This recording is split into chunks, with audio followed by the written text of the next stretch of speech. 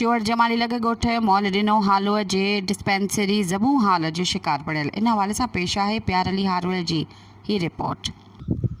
अदा वॾी महिरबानी तव्हांजी जिन असांखे कुझु मौक़ो ॾिनो ॻाल्हाइण जो। तव्हां ॾिसो त हींअर हिन वक़्तु ही असांजे साहिली पट्टी शाह बंदर जे ॻोठ मौल ॾिने हाले में ही डिस्पेंसरी जी इमारत आहे जेकी 2023 में बि हलंदड़ हुई। 2023 जा जेके आख़िरी महीना आहिनि ओसी ताईं हलंदड़ हुई, पर कुझु टाइम DHO सिजावल जेको सो डॉक्टर खे हथ वठी बदिली करे ऐं हीअ इमारत जेकी आहे हीअ कुझु ॾींहंनि में जेको बरसातूं 2022 खां 23 खां जेके पोयां बरसातूं पयूं उन्हनि में हिन जी हीअ अॻियूं हिसो जेको सो ॾही पियो। उन खां पोइ तव्हां ॾिठो हूंदो त सोशल मीडिया ते मुसलसल जेको असां इहो हिन डिस्पेंसरीअ जे हवाले सां पुकारींदा अचूं। हितां जा माण्हू सभु जेके आहिनि उन्हनि जो ही हिकिड़ो वाहिद ज़रियो आहे साहिली पट्टी शाह बंदर जी ही ॻोठ जेके तालुक़ रखनि था, जंहिंमें उमर मल्ला आहे, मौले ॾिनो हालो आहे, ईसन मांदरियो, अला जुड़ियो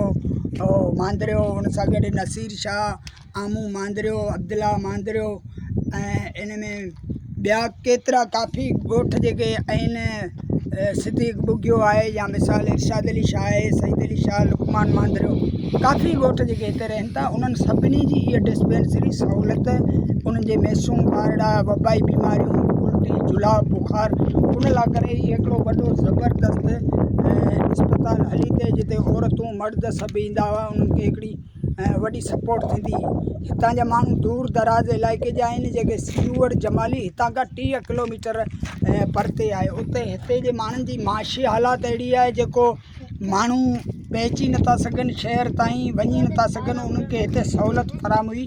हिन वक़्तु DC सिजावल हिन इमारत जी मुसलसल ही हालत रही आहे। असां वाक़ा कंदा अचूं पर असांजी हिन वक़्तु न DHO थो ॿुधे न DC सिजावल को नोटिस वरितो आहे हिन वक़्तु ताईं। ऐं हिन जो डॉक्टर जेको आहे सो हथ वठी बदिली करे छॾियो। हिते डॉक्टर हो, हीअ इमारत किरण खां पोइ असां स्कूल जो कमिरो जेको आहे उन में उनखे मेडिसन बि जेकी सो ट्रांसफ़र करे उॾां रखी त उते बि डॉक्टर जेको सो मुसलसल कमु कंदो, पर डॉक्टर ॿुधायो त मुंहिंजी DHO बदिली करे छॾी। हिन वक़्तु हिते जा माण्हू साहिली पट्टीअ सां तालुक़ रखनि था, समुंड किनारे सां रहनि था। उहे माण्हू जेके आहिनि मिसकीन ग़रीब बेयारो मददगार आहिनि, उन्हनि जो केरु आवाज़ु नथो उथियारे। असां आला इख़्तियारनि खां रिक्वेस्ट कयूं था। हिन वक़्तु चूंडियल नुमाइंदा असांजा साईं रईस मोहम्मद अली ख़ान मलकानी साहिबु जेको उनखे बि रिक्वेस्ट कयूं था ऐं उन सां गॾोगॾु DC सिजावल खे रिक्वेस्ट कयूं था त ही डिस्पेंसरी इलाइक़े जे माण्हुनि जे सिहत जो बुनियादी हक़ आहे। असां तव्हां खां बुनियादी हक़ जे मामले ते जेको सो इहा ॻाल्हि ॿोल कयूं था त असांखे ख़ुदा हिते जे इलाइक़े जे माण्हुनि खे सिहत जी सहूलियत ॾियो। ॾिसो सब्सक्राइब कयो अवामी न्यूज़ HD खे ऐं ताज़ा तरीन ख़बरुनि लाइ ॾिसंदा रहो अवामी न्यूज़ HD।